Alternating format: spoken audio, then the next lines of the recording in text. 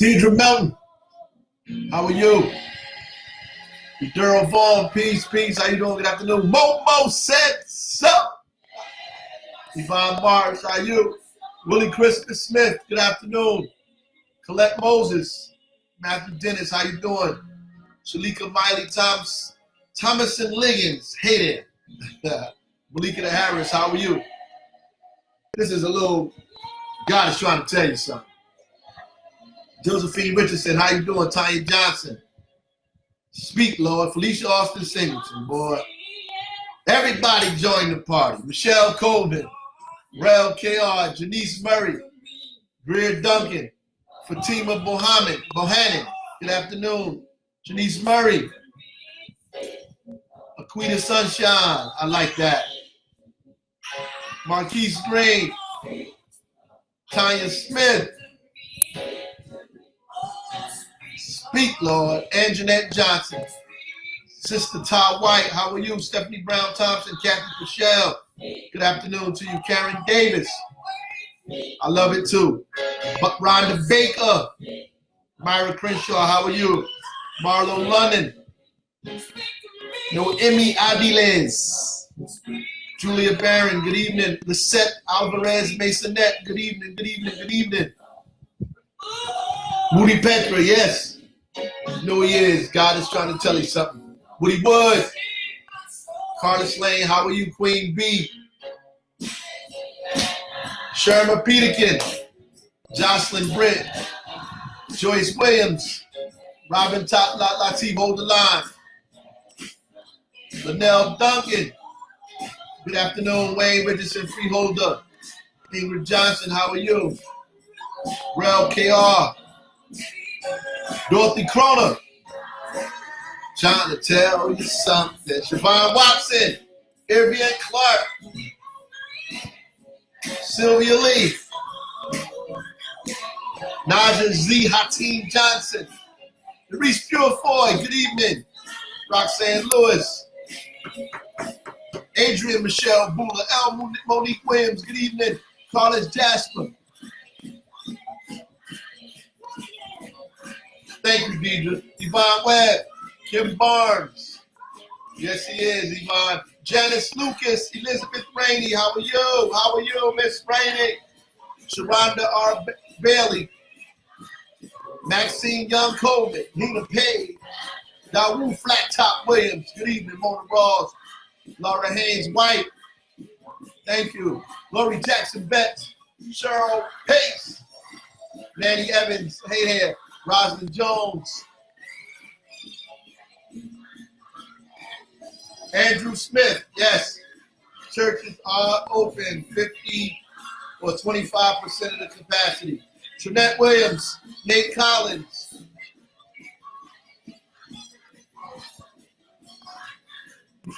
Natalia Villa. I'm gonna say something about that today. Wanda Ralph Harrison, how are you?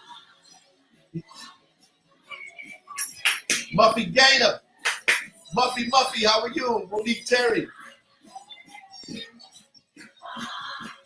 Terry Pringle Khalid. Deidre Poole in the building. Pearl Jackson. Teresa Davis Dix. Ardelia McElroy. Barbara Gibson. Alfreda Sutton. Cynthia Loyal. Linda Barr. Ralph Peavy. Antonio Gonzalez. Levita Johnson. Karama Thomas. Oh, wow. How are you? Eddie Nelson. April Scales. Monique McKinney. I know all of y'all know that song. I know y'all know that. God is trying to tell you something. And Monique said it. You have to listen. We have to listen. We have to listen. I'm gonna answer some of these questions today. I'm usually in a zone and I don't get the answer directly. So I'm gonna look at some of these things today. And that's a good one there, Joyce Williams, about Quitman Street Kindergarten. I don't think the folks at MPS thought about the kindergarten kids. I'm gonna talk today and figure out what we can do if it's not too late. We need to do that. Definitely. That's wow. So Wow, there's a lot of stuff going on, a lot of things happening, in the country. Uh, 14 states that have opened up are experiencing huge spikes.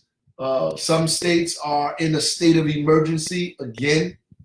Uh, so we have to be cautious in what we're doing. And as I told you last couple of days, this is your leg of the race. So our job is to make sure we give you all of the information that we can so you can make decisions for yourself and your family and do it the right way.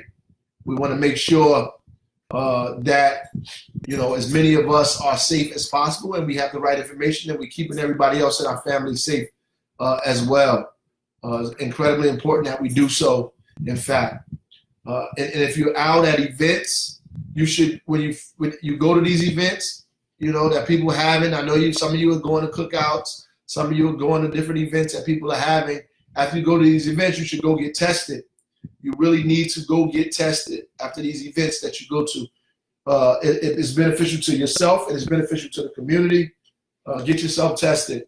And if you're going to be outside, you need to have on a mask if you're around people. So we have 7,575 positive cases. That's an increase of 35 from yesterday. 612 deaths.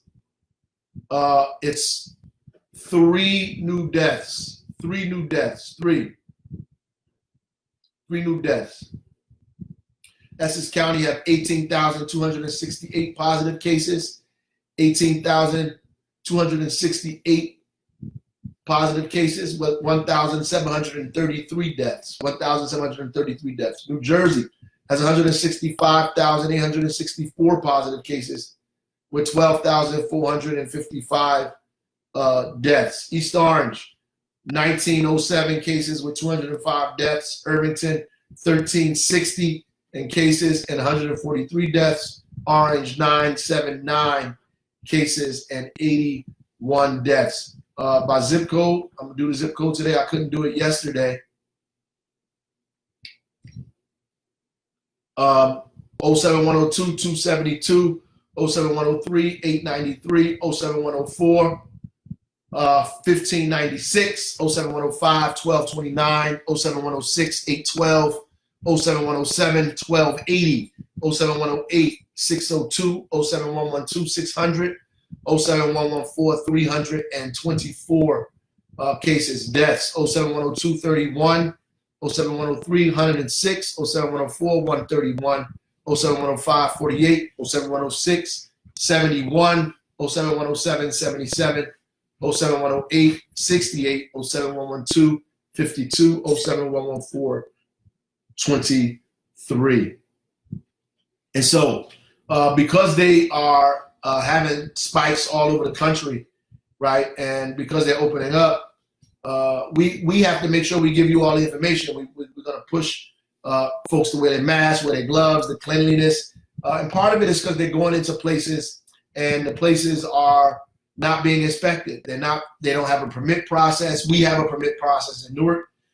If you see a store that does not have a sign on the store that indicates to you whether it's red, yellow, or green on the sign in the place, then you shouldn't go into that place. It is probably open illegally or improperly, for that matter, and you should call us 973-733-6000 or 973-733-4311 and make a report so we can send the code enforcers out to the store to make sure they in fact get an inspection or that they're closed down until they have the proper signage, so you'll know whether you should be going into these stores or not, and know if they have a sign on the window, they've had some kind of inspection from the city that tells you, what they're going to be doing and what they're not going to be doing, and that they have social distance measures in place inside of their store or place of business, whatever it is, or building or whatever it's going to be. You should know that.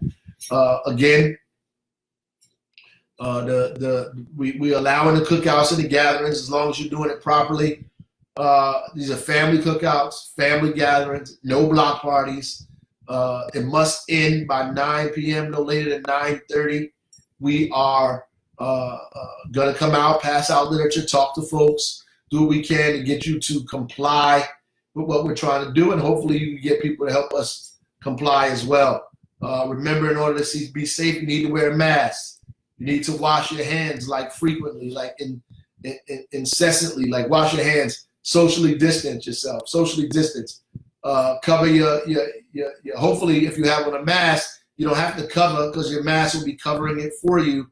Your mouth and nose if you sneeze or cough, and avoid touching your face. Avoid touching your face, and I would say wipe items down, surfaces down that you're next to. Even if you go into a place and they say they wiped it down, I would have some hand wipes with me and wipe the place down.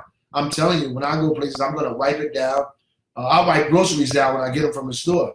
I would wipe the place down, the table, the chair. If I was traveling somewhere, I would be wiping it down, the seat on the bus, everything I would wipe down. Bring Clorox with me, wipes, and wipe things down, or alcohol wipes, and wipe it down. I would do that. I mean, it is paranoid almost, but I think that's the level you have to be at to make sure that you are, in fact, safe. And finally, you should go get tested. Go get tested. I mean, those are the surefire ways. And we're requiring all employees of all the city agencies to get tested before they come back to work. In order for businesses to open, one of the questions on the application is, will you allow, get your employees tested? And that is one of the requisites for you to get a higher score on that to determine whether you're going to be red, yellow, or green if you, in fact, are getting your employees tested. All of those things are important if you're a business to do that. And if you're a business and you don't know the application process, if you have friends that are business owners, you should tell them to go to NewarkCovid19.com, the website, pull down the application and requirements to reopen, fill those applications out. We have gotten 547 applications already. 331 have already been approved. And then send them back to reopening plan at newarknj.gov, reopening plan at newarknj.gov. I know tomorrow, next week, businesses are going to be open. Some of them are opening, and they're going to think they can open up without this, and that's just not true. We're going to come and close it down if you are open without it. If you're open without that, then we're going to have to close you down. And it is going to make you liable, responsible if you open up without following the city's guidelines. That's number one.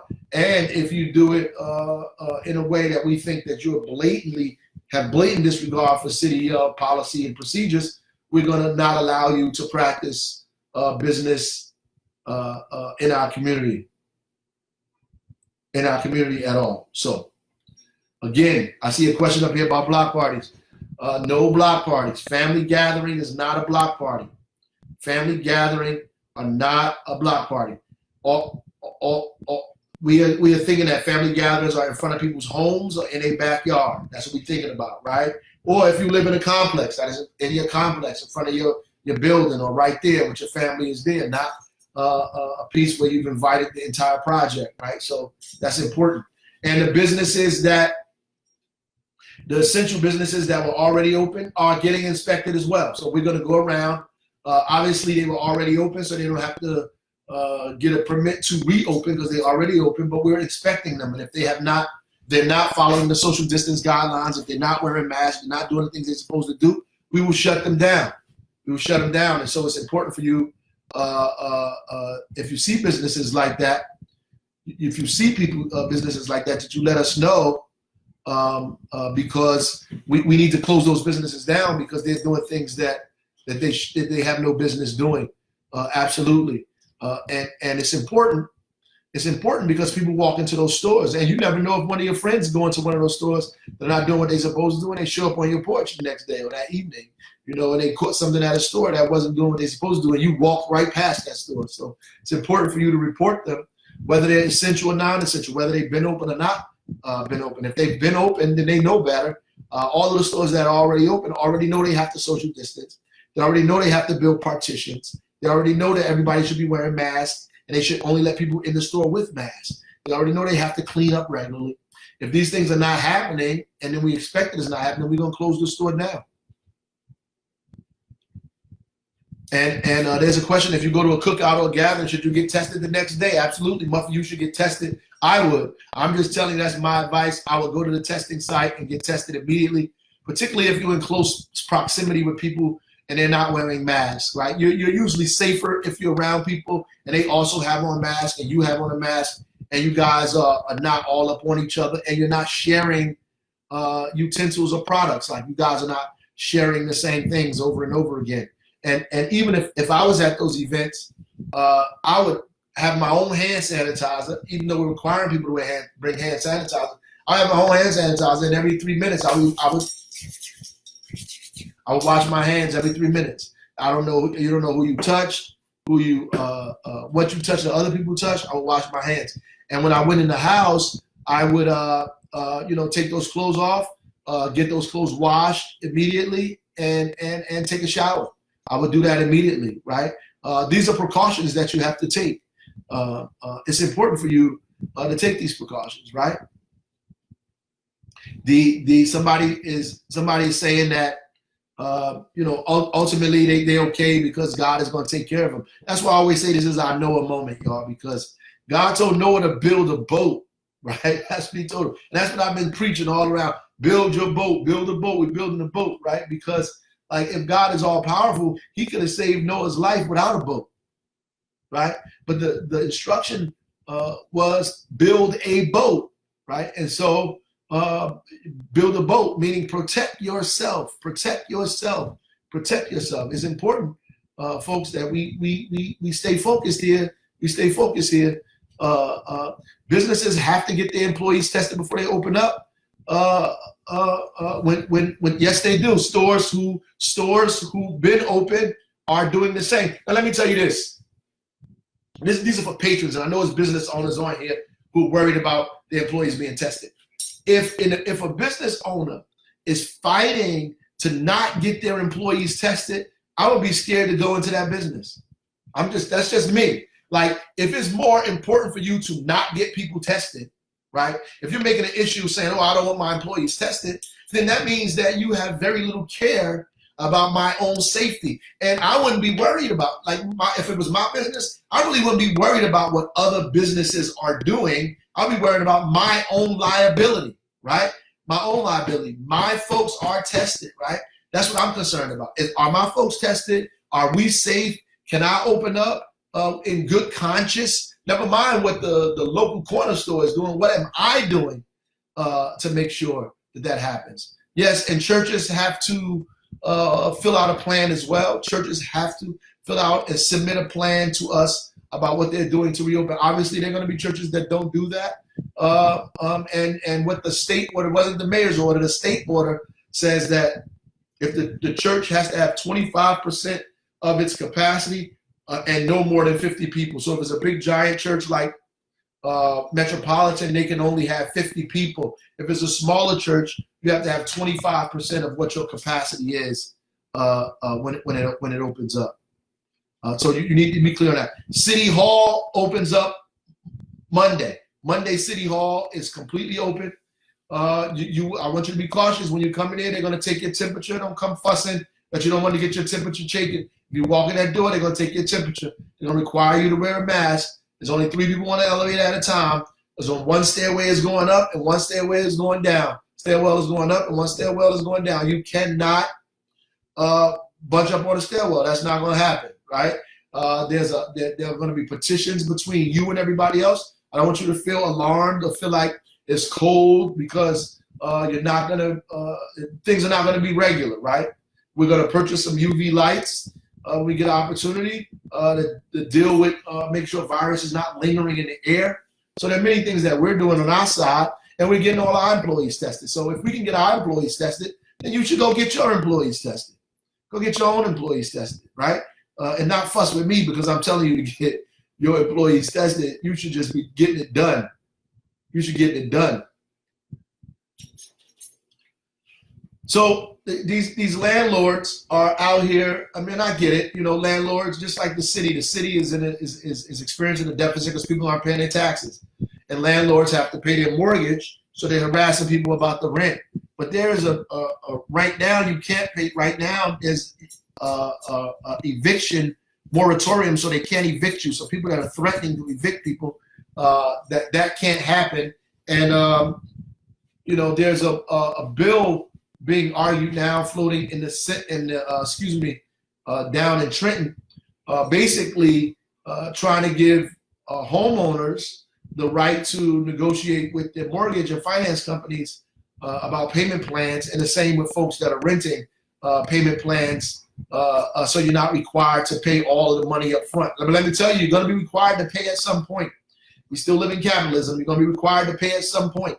So at the end of the day, I would make sure that I'm prepared for that, but also start talking to my landlord now about how I can make myself whole, make the landlord whole in this process. But we're going to have this kind of communication. But you cannot get evicted. Don't get confused and think that, or scared even. We have the Office of Tenant Legal Services in City Hall, and you can call Kabira Myers. It's a great lawyer. It's a great job for us, and she'll give you the information. That's for sure. So and we're gonna in terms of the city bills, we're giving you all kinds of, so you don't have to worry about all of the late fees and the interest that's associated with water bills, with taxes, with all of the other things. All those fees will be waived, and we'll give you an opportunity to pay that bill over time. So we are going to work with you. I don't want you to be afraid that we're going to turn your water off a month after COVID is over. We're going to work with you to get you up to speed on what it is that you need. We know it's rough times for everyone. And we want you to recover from this, just like we want the city and everybody else to recover. And you cannot raise the rent either. There is a moratorium on rent increases in Newark. So no one should be raising the rent. No one should be raising the rent. No one should be raising the rent. I just seen a thing that said housing is raising the rent. I'm going to check on that, Charlotte, on the phone call that I get on right after this, to make sure that what you're saying is not true. If it is, to talk about that a little bit. A little bit. So Natalia, we'll talk about the amnesty. We'll try to get it extended. We'll work on that. But the key is, we want you to be whole. We want you to be able to be comfortable, not panic. We want you to pay. Obviously, we want you to pay your bills. We need them in order to provide city services, sanitation, water, police, fire, all of those things we need. We need all of those things. Yep, we're already Tawana, Tillery, Cornegay. We are giving people IDs. We've been doing it at Ann Street now. Before, when you go get tested, you can walk up there right now and get a city ID right now. In fact, we've given I think close to 400 city IDs out at the Ann Street site now, in order to allow people the opportunity to get tested. In order for opportunity to get tested, that's what we're doing. If you have people in a nursing home, remember remember earlier I was jumping on the nursing homes and telling people to make sure you check on your relatives and folks there. Since then, they've been stepping up to the plate and doing a great job. Some of them for the most part, but still check on the folks. Don't let up. Make sure that folks. Make sure that folks are doing what they're supposed to do over there. Make sure folks are doing what they're supposed to do over there. So just want you to be clear on all the things. Don't get confused. Don't get scared. If you need help, we're here to help you. If there's some issues you have, make sure you call City Hall, reach out to us. We can help navigate these things. I know the most difficult thing has been unemployment. Unemployment has been a mess for all of us. Over a million people filed for unemployment. The state was not ready really to deal with it. It has been a mess. People have been waiting. We've been trying our best to get you to the Department of Labor, the website they give us, the phone number they give us. They have not opened up their offices yet on Broad Street. We just sent them a letter that I signed, approved today, to ask them to open up. There's been talk about permanently getting rid of the office down there on Broad Street, which I think is a huge mistake. and we should be calling our leaders down in Trenton to make sure that they do not, in fact, close the unemployment office on Broad Street. We need it there. There's so many people in Newark who need unemployment. We need to make sure that that's not their plan. Somebody said that RPM, Monica Bateman, RPM is raising the rent. Please, you call the Office of Tenant Legal Services, Office of Tenant Legal Services, and give us this information. Don't sit there and think that you have to take this stuff. There is a rent increase moratorium. Nobody should be raising the rent right now. Nobody should be raising the rent. And I'm going to reach out to RPM tomorrow morning, Monday morning, and have a conversation with them myself. But that's not what's supposed to be happening. It's not what's supposed to be happening. Make sure if that's happening to you, call the Office of Legal Tenant Services, please, and we will get on that immediately. We will get on that immediately. It's absolutely not supposed to happen. So we want to talk about. I'm gonna close out on this before I talk about the other stuff. The flu season, and I see Omara talking about the flu here. So flu season is over now, right? So flu season is over, and this is how you know that this is different than the flu, because people are still catching COVID outside of the normal flu season. People are still are susceptible to catching the COVID-19 virus, and we're outside of flu season. And there is talk that there may be a second wave. You're right, a second wave in the fall, more October, November, a second wave. We are praying profusely, all of you prayer warriors out there, that does not happen. And then we should be prepared to go in lockdown again in the winter, the fall and the winter, if that in fact does take place. And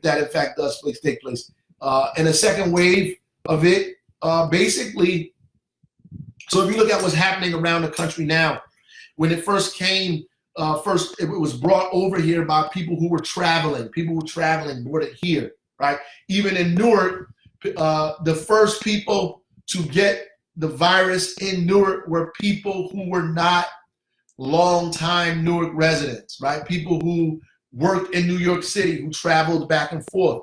They began bringing it this way first, as the northeastern corridor got it, because of the places with the airplanes, the boats, all of the transportation, which is a good thing, but it also opens you up for many different travelers and folks. And so New York became the epicenter. Los Angeles became the epicenter. Newark, which is a huge transportation hub, became an epicenter of its own, and our relationship to New York made it, in fact, worse. So it concentrated in these areas, and there are a lot of parts of the United States that were not getting these cases at the same rate and that were as severe as we were in the northeastern part of the United States. Now it's panning out. So now you'll see states in the southern states are starting to get increase in numbers, and western and midwestern states are starting getting increase in numbers. Places like Arizona, like Nevada, places in the South, North and South Carolina and Mississippi, who had smaller numbers, are starting to get larger numbers now.